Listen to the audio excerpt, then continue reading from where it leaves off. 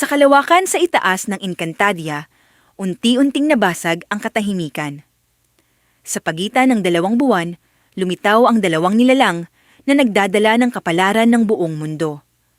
Sa kaliwa, nakatayo si Bathalang Keros, ang hukom ng bughaw na kidlat, baot-bao sa kumikislap na asul na enerhiya. Sa kanan, nakalutang si Bakalang Gargan, ang pinanggalingan ng walang hugis na dilim, nakabalot sa umaalon at violet-black na ulap na parang sariling universo. Nagsimula ang sagupaan sa isang iglap. Isang bughaw na kidlat ang sumabog mula sa kamao ni Keros, bumiyak sa kalawakan at umabot kay Gargan. Ngunit bago pa man tumama, bumuka ang hangin sa harap ng Diyos ng kadiliman. Isang maliit na vortex, umiikot at humihigop ng lahat ng enerhiya.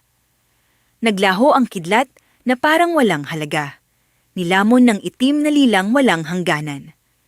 Hindi nag-aksaya ng sandali si Keros.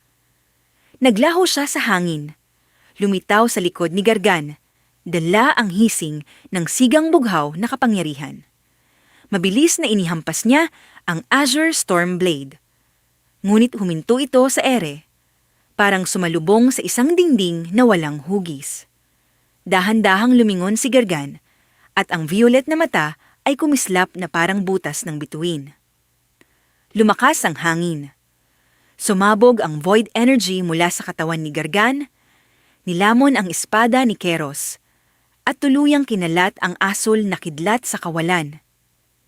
Itinapon siya ng puwersa ng napakalayo, bumangga sa isang bayang gawa sa bituin. Umaalon ang kalawakan habang dahan-dahan siyang tumayo. Nagliliwanag ang buong katawan sa galit. Nagbukas ang 2 buwan sa kalangitan. Nanginginig ang mga ulap. Sa isang sigaw na may kasamang kulog, pinalawak ni Keros ang kapangyarihan. Pumasok siya sa kanyang celestial blue ascension. Ang bughaw na liwanag ay pumunit sa dilim. Halos matunaw ang mga bituin sa tindi ng kanyang ningning. Tumigil ang oras sa paligid. Ang bawat galaw niya ay kasing bilis ng kidlat. Isang sunod-sunod na hampas ang bumalot sa katauhan ni Gargan. Sugod, hiwa, sabog, kidlat. Gumuhit ang asul na kumikislap na marka sa nakakabulag na dilim na bumabalot kay Gargan. Umaling-awngaw ang mga pagsabog na halos maghiwa sa universo. Ngunit ang Diyos ng kadiliman ay hindi gumagalaw. Sa halip, unti-unting nagbalik ang kaanyuan niya sa gitna ng bugso. Isa-isa, ang bawat sugat na ginawa ni Keros ay nilamon ng violet void, parang sinusunog ng cosmic decay ang mismong konsepto ng pinsala. Walang anyo! Walang hanggan! Bulong ng dilim na parang tinig ng libu-libong anino. Ngunit hindi pa tapos si Keros. Pagsulpot sa likod ng buwan, pinalawak niya ang palad at pinalabas ang askulon, ang Eternal Blue Lightning. Isang tila walang katapusang kidlat ang bumaba, humati sa kalawakan at dumiretso sa puso ni Gargan. Sa unang pagkakataon, umuga ang katawan ng Diyos ng kadiliman. Nabiyak ang kanyang paligid, nabalot ng apoy na bughaw ang kanyang anyo. Ngunit nang mapawi ang liwanag, nakatayo pa rin siya. At sa gitna ng bughaw na alon, biglang bumuka ang espasyo. Tumigil sa ere ang liwanag ni Keros, hinigop ng isang maliit na itim na lilang bituin sa palad ni Gargan. Ang Void Singularity Core. Unti-unti nitong nilamon ang mismong askulon. Nilulunod ito sa violet black na walang hanggang sikmura. Nagmadaling umatras si Keros. Ramdam ang pagputol ng koneksyon ng ilang bahagi ng kanyang kapangyarihan. Ngunit huli na, kumalat sa espasyo ang Purple Rift Erosion. Parang mabagal na hamog na nakamamatay, gumapang ito papunta sa celestial blue aura niya.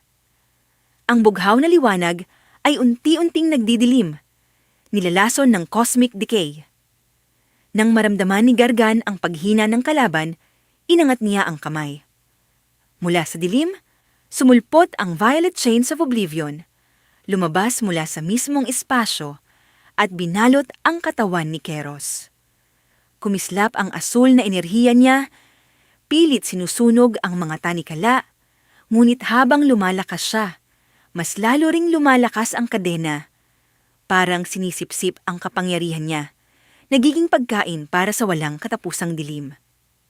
Sumigaw si Keros, pinakawalan ang lahat ng natitirang lakas. Dumadagundong ang kalawakan. Umikot ang bagyo, nayanig ang 2 buwan. Ngunit unti-unting namatay ang liwanag. Ang huling kidlat ay naging mahinang alab lamang. Tuluyang lumuhod ang bathala ng bughaw na sigwa. Unti-unting hinihigop ng mga tanikala ang kanyang celestial energy. Lumapit si Gargan.